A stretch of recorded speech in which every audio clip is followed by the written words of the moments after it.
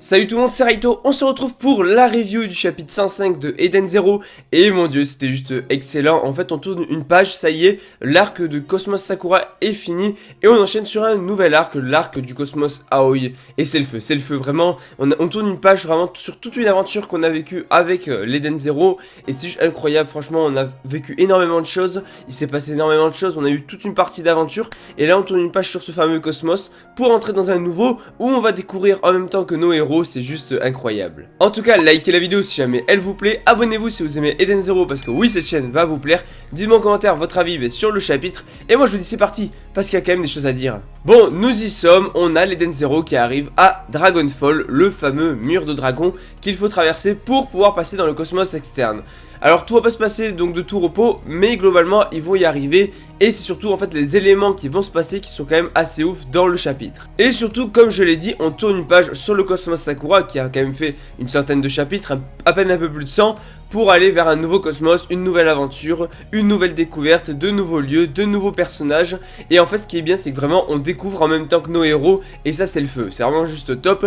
Donc quoi qu'il en soit, ça y est, on apprend des choses sur Dragonfall. Déjà le fait que ce soit un mur de dragon, on le savait, mais surtout on apprend qu'en fait on ne peut pas le contourner parce que c'est un mur de dragon qui entoure entièrement Cosmos Sakura. Donc si tu veux aller dans un autre cosmos, tu n'as pas d'autre choix que de passer à travers. Alors forcément, ils vont devoir passer à travers, sauf qu'ils vont retrouver des traces d'éther et plein de dragons morts, comme une sorte de cimetière de dragons, qui fait un petit peu penser vite fait à Fairy Tail où il y avait tous les dragons qui étaient morts, donc sous le Colisée. Sauf que le truc c'est qu'ils vont trouver des traces d'éther, et c'est l'Eden Swan qui est déjà passé par là. Ils vont trouver plein de dragons morts et des traces d'éther de l'Eden Swan. Et en fait, voilà, on voit que l'Eden Swan dispose d'une puissance juste hallucinante, puisqu'ils ont réussi à eux tout seuls à exterminer je ne sais combien de dragons, alors que un seul peut représenter un danger.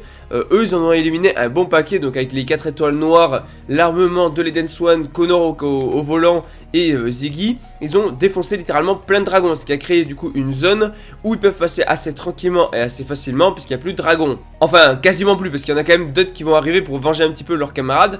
Mais voilà, globalement c'est assez ouf parce que là Ziggy lui il est passé avec l'Eden Swan, il a littéralement anéanti les dragons. Et justement on a Wish qui se demande si il disposerait pas aussi de l'Etherion. Et le fameux Etherion qui est derrière cette fameuse porte, le code 3173 je crois, enfin qui fait Ellie en inversant, le code Ellie, la référence arrive. Voilà, est-ce que, voilà, normalement derrière cette porte là on a l'Etherion. Est-ce qu'il y aurait aussi l'Etherion donc du coup dans l'Eden Swan, ce qui serait logique en soi, puisque on a les 4 étoiles brillantes et les 4 étoiles noires. On a Shiki le grand démon, Ziggy le grand démon, donc on a tout l'équivalent en fait, donc est-ce qu'il y aurait aussi l'Etherion, je ne sais pas. Bref, alors, chapitre de dingue tout simplement parce que ça y est, on passe dans un nouveau cosmos. Donc forcément, ils vont se préparer à foncer, il faut aller à toute vitesse, il y a des dragons qui arrivent, qui commencent à attaquer et tout, et là ils n'ont pas le choix, ils vont devoir se défendre et chaque personnage va se mettre tout simplement dans une position de tir pour tirer des missiles sur les dragons et réussir à les vaincre. Et c'est là qu'il y a tout un truc qui est vachement stylé, c'est que en fait on a des munitions Etherlink, ce qui font qu'en fait ils peuvent connecter, donc d'où le fait que Link, lien, ils peuvent connecter donc du coup les missiles à leur Ether, et en faisant ça ils peuvent customiser les missiles, et ça c'est juste incroyable. Toutes les munitions peuvent être customisées, ce qui fait que Wise va créer un filet qui va faire de la pêche cosmique comme il dit. On a Shiki qui va passer en mode overdrive, qui va utiliser sa gravité, ça va être phénoménal. On a plein de trucs comme ça, c'est incroyable. Parce que vraiment, c'est abusé. Même Omura qui a créé une épée. Tu as même un moment Omura qui est en train de conduire, mais qui est en train de tirer plutôt, et qui arrive pas à très bien tirer. Et t'as Jin qui est en mode, allez vas-y pousse-toi, casse-toi, et qui prend les commandes et qui dit ça serait dommage que ce vaisseau soit détruit. Et il prend les commandes devant Omura, et il lui dit voilà, je t'ai pas pardonné pour ce que tu as fait à Clean. Et là, t'as une scène que j'ai adorée, qui est juste hyper kawaii, où tu as Clean qui attrape Omura, il fait mon Omura n'a rien fait, c'est Drakenjo le méchant, juste le fait qu'elle appelle mon Omura. Et elle lui dit voilà, pardonne-la et tout, parce que c'était Drakenjo vraiment qui était pourri. Et Jin qui fait bah requête accordée. Voilà, c'est bon, c'est pardonné. Après d'un côté voilà, et Omura qui nous fait remarquer que effectivement on dirait qu'il est amoureux de sa sœur. Mais voilà, en tout cas c'est des petites scènes, des petits points de détail tu vois qui sont assez cool quand même entre les relations entre les personnages. Et franchement Clean et Jin et Chris de son vrai nom, rejoignez l'Eden Zero, et je suis content en fait parce qu'ils n'ont pas vraiment rejoint l'Eden Zero, mais ils sont quand même à bord et ils vont participer à l'aventure. Et ça c'est juste excellent, c'est trop bien. On voulait tous que ces deux là rejoignent l'aventure avec l'Eden Zero, ça y est, c'est chose faite et ça c'est ouf. Bref, nous venons à la fin du chapitre où on a vraiment la découverte d'un nouveau cosmos, le cosmos Aoi. Et en fait, depuis qu'on nous a parlé du cosmos Aoi avec Captain Connor, en fait, on se disait que c'était lui le prochain cosmos, on avait raison, c'est effectivement le prochain cosmos qu'ils vont découvrir. Et juste ce côté de découverte, ça m'a donné des frissons.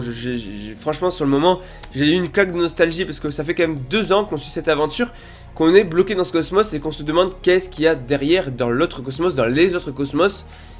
Quel genre d'aventure on va vivre, et ça y est, on y arrive. Donc voilà, on apprend qu'ils sont dans la zone spatiale de Poséidon Nero. Donc on a des choses super intéressantes puisqu'ils arrivent, ils sont emportés direct par un océan d'eau. Donc déjà un océan d'eau dans le cosmos. Voilà, cosmos Aoi, donc océan, tout ça, logiquement. Et du coup ils se font emporter et ils vont tomber sur une sorte de poisson géant, mais genre énorme, vraiment. J'ai une sorte de baleine poisson j'ai une baleine en fait, mais avec les dents des piranhas, tu vois. Donc une énorme baleine, énorme poisson qui débarque, qui essaie de les bouffer. Ils vont réussir à l'esquiver et ça y est, ils sont dans un nouveau cosmos. Ils sont dans une zone spatiale dans le cosmos Aoi. C'est incroyable, c'est une aventure qu'on vit. Et chaque semaine, en fait, je prends énormément de plaisir à suivre ça et à suivre ça avec les héros. Donc vraiment, c'est super cool. On arrive dans un nouveau cosmos. On le découvre en même temps qu'eux. En plus, un cosmos qui est constitué d'eau, avec des océans et tout. Je me demande vraiment ce que ça va donner. J'espère qu'on aura des sublimes décors. On en a déjà eu. Rien que la page avec le gros poisson, elle était super belle. Tous les dessins dans le chapitre étaient très très bons. Et voilà, on a franchi donc du coup une étape de l'aventure. Et juste hâte de voir la suite, découvrir les nouveaux personnages, la nouvelle aventure qu'il va y avoir, le scénario, l'histoire, suivre un petit peu la progression de nos personnages, les nouvelles rencontres, un nouvel univers, des nouveaux décors, des nouveaux paysages, des nouveaux lieux. Et c'est vraiment top, c'est juste excellent. Bref, j'ai fini pour cette review, le chapitre est très dingue. Comme vous avez compris, j'ai adoré le chapitre dans cette nouvelle découverte qu'on va suivre. Donc chaque semaine maintenant, on va continuer avec nos héros. Donc voilà, likez la vidéo si jamais elle vous plaît. Surtout dites-moi en commentaire votre avis sur le chapitre. Et n'hésitez pas à vous abonner si vous aimez Eden Zero, tout simplement. Parce que là, moi je suis hyper impatient de voir qu'est-ce qui va se passer dans ce cosmos. Sachant qu'ils sont partis sur les traces de Ziggy, sur les traces de l'Eden Swan, tout ça, il y a plein de choses qui vont avoir lieu. Il y a peut-être dans ce cosmos aussi, donc du coup, des nouveaux généraux galactiques démoniaques. Donc voilà, que du bon. Je vous dis du coup à la prochaine, abonnez-vous. Allez, ciao tout le monde.